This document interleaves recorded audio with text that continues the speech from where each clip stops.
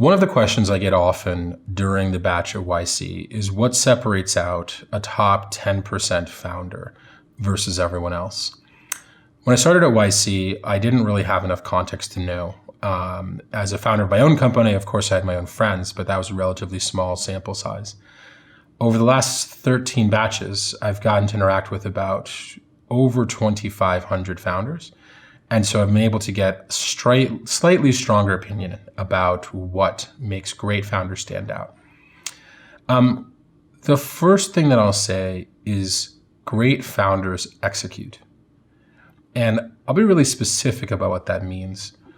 When I do office hours with a great founder and they say they're going to do something, 2 weeks later, they've done it and they've learned something. And they do that consistently. They have the consistent ability to say what they want to do it, and then learn from that. That doesn't mean that what they wanted to do is correct. It doesn't mean they want to continue down that direction. But they never get stuck in the execution step. They never say, oh, I want to do this, and then come back 2 weeks later and say, oh, we couldn't do it.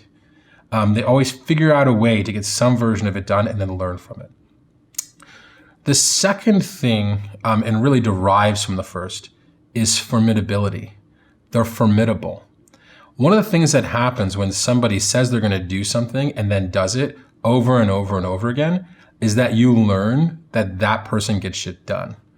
And it's pretty intimidating to work with someone who's constantly getting things done. Not intimidating in a bad way, but intimidating in a way where they demand respect because they get shit done. And so when you talk to them, you treat them with more respect. You treat their goals with more respect because you think they're more likely to accomplish them. And you treat their tasks with more respect because you know they're going to do them. So the ability to execute creates formidability. Formidability is extremely important. The last one, and one that I didn't understand until doing many, many YC interviews, is communication. I used to think that you could just execute well and not have to be able to communicate. But the problem is that startups really require good communication. Communication with your users, communication with potential investors, with your co-founders, with potential employees. In effect, a founder always has to be talking about their business and getting people excited about it. The number one mistake I see founders making is they can't actually explain what their business does. The best founders can, in 1 or 2 sentences, explain exactly what their business does.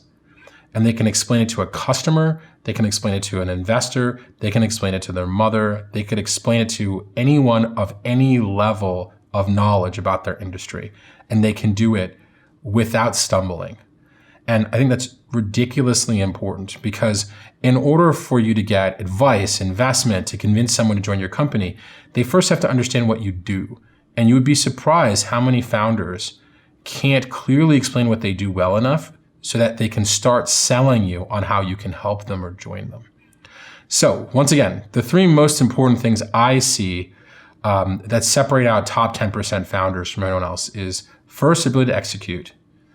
Second, the resulting formidability. You kind of respect them more. And third, their ability to clearly communicate what they're working on. Now, if I were to add a 4th bonus one, it would be, and this is a little bit strange, but internal motivation.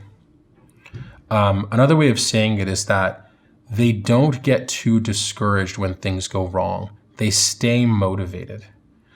Startup is a game where you're going to fail all the time. You're going to make bad decisions all the time. You're going to have strong hypothesis that turns out to be wrong.